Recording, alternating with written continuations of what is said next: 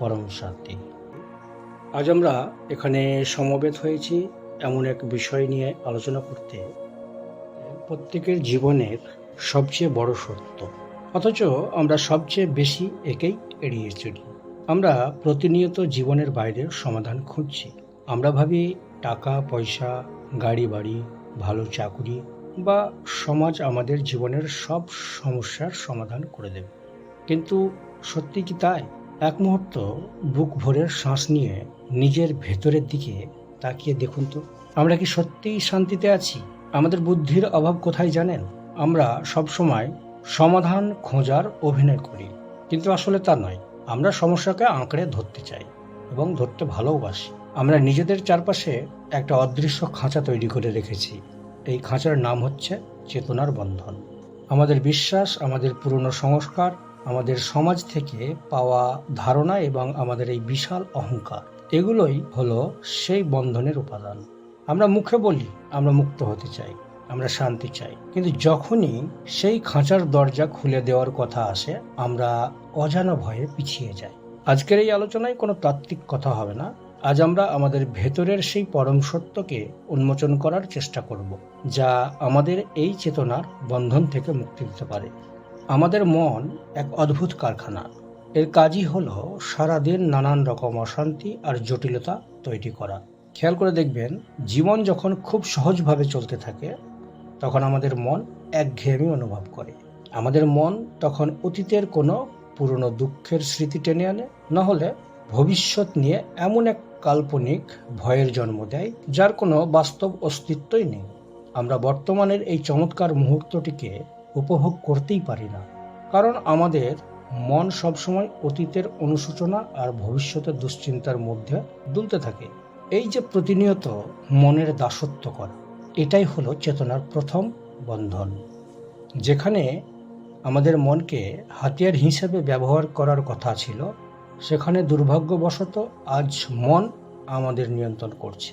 আমরা যখনই কোনো সমস্যার সম্মুখীন হই, আমরা আমাদের তথাকথিত জাগতিক বুদ্ধি দিয়ে তা সমাধান করতে চাই। কিন্তু যে বুদ্ধি নিজেই অহংকার আর অহমিকা দিয়ে তৈরি, তা কখনো পরম শান্তি এনে দিতে পারে না। পরম শান্তি পেতে হলে আমাদের এই জটিল মনকে শান্ত করতে হবে এবং প্রবেশ করতে হবে সহজ বুদ্ধির রাজ্যে। আপনাদের বোঝার স্বার্থে আজ আমি সমুদ্রের গভীরে একটি রূপক গল্প বলবো। সমুদ্রের এক অন্ধকার তলদেশে একটি অদ্ভুত জীব বাস করত। সেই জীবটির ছিল হাজারটা হাত। সে প্রতিনিয়ত সমুদ্রের তলদেশে ছটফট করত, কাঁদত আর চিৎকার করে বলতো, আমি বন্দী, এই সমুদ্র আমাকে আটকে রেখেছে, এই অন্ধকার আমাকে গ্রাস করছে, কেউ আমাকে বাঁচাও, আমাকে মুক্ত করো। তার এই কান্না শুনে দূর থেকে এক জ্ঞানী মৎস্যরাজ এলেন। তিনি এসে জীবটিকে ভালো করে লক্ষ্য করলেন, তারপর হেসে বললেন, হে মূর্খ জীব, তোমাকে তো কেউ বেঁধে রাখেনি, ভালো করে তাকিয়ে দেখো, তোমার এই যে হাজারটা হাত, এই হাতগুলো দিয়েই তুমি সমুদ্রের পাথরকে এবং নিজের শরীরকে শক্ত করে জড়িয়ে ধরে রেখেছ। তুমি নিজেই নিজেকে বন্দি করে রেখেছ। সমুদ্র তোমাকে বাঁধেনি, পাথরও তোমাকে ধরে রাখেনি। জীবটি অবাক হয়ে নিজের হাতগুলোর দিকে তাকালো। সে বুঝতে পারলো আসলেই তো তাই, সে নিজেকে নিজের হাত দিয়েই আষ্টে পৃষ্ঠে বেঁধে রেখেছে। মৎস্যরাজ তখন বললেন, তোমাকে মুক্ত করার জন্য অন্য কারো প্রয়োজনই নেই, তুমি শুধু তোমার নিজের এই হাতগুলো আলগা করে দাও, যে হাত দ্বারা তুমি তোমাকে বেঁধে রেখেছ। হাতগুলো ছেড়ে দাও, দেখবে তুমি মুহূর্তের মধ্যে মুক্ত হয়ে সমুদ্রের বুকে ভেসে বেড়াতে পারছো। তো বন্ধুরা, এই গল্পটি অন্য কারো নয়, এটি আমাদের প্রত্যেকের জীবনের গল্প। আমাদের এই যে হাজারটা হাত, এগুলো হলো আমাদের মোহ, আমাদের ক্রোধ, আমাদের হিংসা, আমাদের অতীত আর আমাদের আসক্তি এবং আমাদের অহংকার। আমরা নিজেরাই আমাদের এই মানসিক হাতগুলো দিয়ে আমাদের চারপাশের দুঃখ কষ্টকে শক্ত করে আঁকড়ে ধরেছি। তারপর ভগবানের কাছে বা ভাগ্যের কাছে কান্না করছি, আমি কেন এত কষ্টতে আছি, সংসার আমাকে কেন এত অশান্তি দিচ্ছে। বাস্তব সত্য হলো, সংসার বা সমাজ আপনাকে ধরে রাখেনি, আপনি নিজেই আপনার হাত দিয়ে দুঃখকে ধরে রেখেছেন। শুধু নিজের ভেতরের এই বাঁধনটা আলগা করে দিন, অহংকারটা ছেড়ে দিন, দেখবেন আপনি জন্মগতভাবেই মুক্ত। তাহলে এই মুক্তি পাওয়ার উপায় কি? আমাদের সনাতন দর্শন এবং আধ্যাত্মিকতায় একটি চমৎকার কথা বলা হয়েছে, তা হলো দশম দ্বার। আমাদের এই স্থূল শরীরে 9টি প্রকাশ্য দ্বার বা দরজা আছে। আমাদের চোখ, কান, নাক, মুখ এগুলো হলো বাহ্যিক দরজা।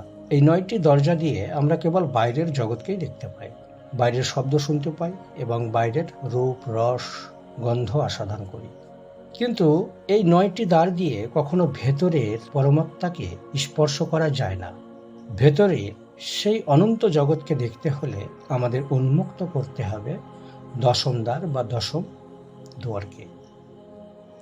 অনেকে যোগ সাধনা বা চক্র সাধনার কথা বলেন, অনেকে থার্ড আই বা তৃতীয় নয়নের কথা বলেন। তৃতীয় নয়ন আপনাকে হয়তো অলৌকিক দূরদর্শিতা দিতে পারে, জগতের রহস্য বুঝতে সাহায্য করতে পারে, কিন্তু আপনাকে চূড়ান্ত মুক্তি দিতে পারে না। চূড়ান্ত মুক্তির জন্য প্রয়োজন আলটিমেট আই। আলটিমেট আই হলো সেই পরম চোখ, যা জাগ্রত হলে মানুষ বুঝতে পারে যে সে এই শরীর নয়, সে এই মনও নয়, সে হলো এক পরম বিশুদ্ধ চেতনা। যখন আপনার মনের সমস্ত চিন্তা, সমস্ত বাসনা, সমস্ত অহংকার একদম শূন্য হয়ে যাবে, তখনই এই দশম দ্বার নিজে থেকেই খুলে যায়। এই দ্বার খোলার জন্য কোনো বাহ্যিক পেশিশক্তি বা চাতুর্যের প্রয়োজন নেই। এর জন্য প্রয়োজন পরম সমর্পণ এবং পরম শূন্যতা। যখন আপনি সেই পরম শূন্যতায় পৌঁছে যাবেন, তখন আপনি অনুভব করতে পারবেন অনন্ত ব্রহ্মতা। আমরা ভাবি আমরা খুব ক্ষুদ্র, আমরা অসহায়, কিন্তু আধ্যাত্মিক সত্য বলে আপনি ক্ষুদ্র নন। সমুদ্রের এক ফোঁটা জল যেমন সমুদ্রেরই অংশ এবং তার গুণাগুণ সমুদ্রের মতোই, ঠিক তেমনি আপনিও সেই অনন্ত ব্রহ্ম বা পরমাত্মারই একটি অংশ। আপনার ভেতরেই রয়েছে সেই পরম জীব। মানুষ যখন নিজের বাহ্যিক ক্ষমতা, টাকা পয়সা বা শক্তির অহংকার নিয়ে চলে, তখন সে আসলে নিজের পরমাত্মার শক্তি থেকে দূরে সরে যায়। আধ্যাত্মিকতায় শক্তির কোনো অহংকার চলে না, কারণ পরমাত্মার কাছে এই জাগতিক শক্তি একদম নিরর্থক। সেখানে প্রয়োজন অত্যন্ত সরলতা। আপনি যখনই আপনার অহংকারকে বিসর্জন দিয়ে সেই পরম শক্তির কাছে নিজেকে সমর্পণ করবেন, তখনই আপনার ভেতরের পরম জীব জাগ্রত হবে। আপনি বুঝতে পারবেন যে এই মহাবিশ্বের প্রতিটি কণা, প্রতিটি স্পন্দন আপনার সাথে যুক্ত। তখন আপনার মন থেকে সব ভয়, যন্ত্রণা চিরতরে মুছে যাবে। তখন আপনার একাকিত্ব বলে কিছু আর থাকবে না। তো যাই হোক বন্ধুরা, বক্তব্যের একদম শেষ প্রান্তে এসে আমি আপনাদের শুধু একটি অনুরোধই করব, আজ থেকে যখনই জীবনে কোনো বড় সমস্যা আসবে বা মন খুব অশান্ত হবে, তখন সামুদ্রিক জীবের কথাটি মনে করবেন। নিজেকে প্রশ্ন করবেন, তা কি আসলেই বাইরের কেউ আমাকে দিচ্ছে, নাকি আমি নিজেই আমার মোহ আর অহংকার দিয়ে একে আঁকড়ে ধরে রেখেছি? নিজের মানসিক হাতগুলো আলগা করতে শিখুন। প্রতিদিন অন্তত 10 থেকে 15 মিনিট বাইরের 9টি দ্বারকে বন্ধ করে, চোখ বন্ধ করে চুপচাপ বসুন। নিজের ভেতরের সেই নীরবতাকে অনুভব করার চেষ্টা করুন, যা আপনাকে আপনার দশম দ্বারের দিকে নিয়ে যাবে। আপনার ভেতরের সেই আলটিমেট আইকে জাগ্রত করুন, যা আপনাকে দেবে জীবনের আসল মুক্তি ও পরম শান্তি। আপনাদের সকলের ভেতরের পরমাত্মাকে প্রণাম জানাই। সবাই ভালো থাকবেন, শান্তিতে থাকবেন। কামনা মুক্ত হোক সমগ্র সৃষ্টি, স্থির হোক সকল মন, পরম শান্তির স্রোতে প্রবাহিত হোক সমগ্র মানবের হৃদয়স্থান। পরম শান্তি।